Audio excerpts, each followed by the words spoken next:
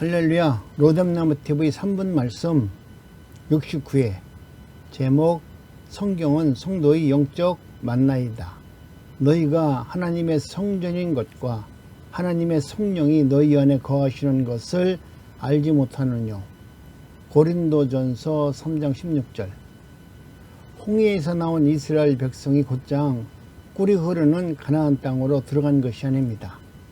이처럼 오늘날 성도가 예수님을 믿고 중생을 했다고 해서 곧장 젖과 꿀이 흐르는 천국으로 들어가는 것이 아닙니다.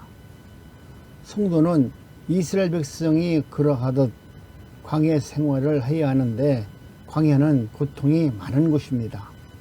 그러나 이런 고통이 있다 하더라도 하나님의 도우심이 있음을 성도는 잊지 말아야 할 것입니다. 이스라엘 백성은 매일 하늘에서 내려오는 만나를 받아 먹었습니다. 성도에게 있어서 하늘의 양식, 그 만나는 성경 말씀입니다. 성도가 말씀을 읽어 받아 먹지 아니하면 광야와 같은 인생길을 결코 힘있게 걸어갈 수 없습니다. 성도는 적어도 매일 성경을 한 장씩 읽어야 합니다. 성경은 성도의 영적 만나입니다. 또한 이스라엘 백성은 광야에서 생수를 공급받아 마셨습니다. 그들은 어느 때는 바위에서 솟아난 물을 먹기도 했으며 쓴물이 변한 단물을 먹기도 했습니다. 오늘날 성도에게 있어서 생수는 성령 충만입니다. 성도는 성령 충만을 받아야 영적 기갈에 빠지지 않고 생동하는 신앙생활을 가질 수 있습니다. 뿐만 아니라 이스라엘 백성은 낮에는 구름기둥과 밤에는 불기둥의 인도와 보호를 받았습니다. 이처럼 오늘날 성도도 성령의 구름기둥과 불기둥으로 인도와 보호를 받습니다. 그리고 성령님의 이런 역사로 기적을 체험합니다.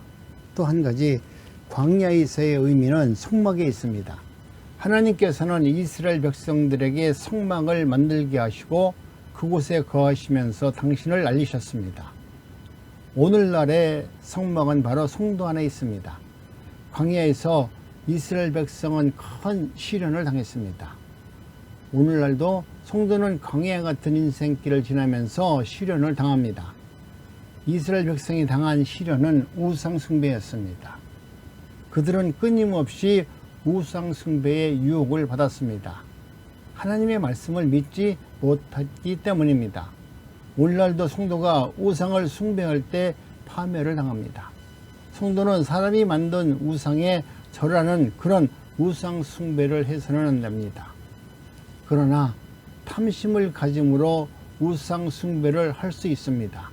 탐심이 우상 숭배라 말하고 있습니다. 우리가 하나님의 말씀을 믿지 못하고 물질이나 지위나 권세나 쾌락을 더 사랑하면 그것이 우상 숭배가 되어 우리를 도둑질하고 죽이고 멸망시키는 것입니다. 따라서 우리는 어찌든지 우상을 멀리하고 하나님이 주신 말씀으로 날마다 승리하시기 바랍니다. 아멘.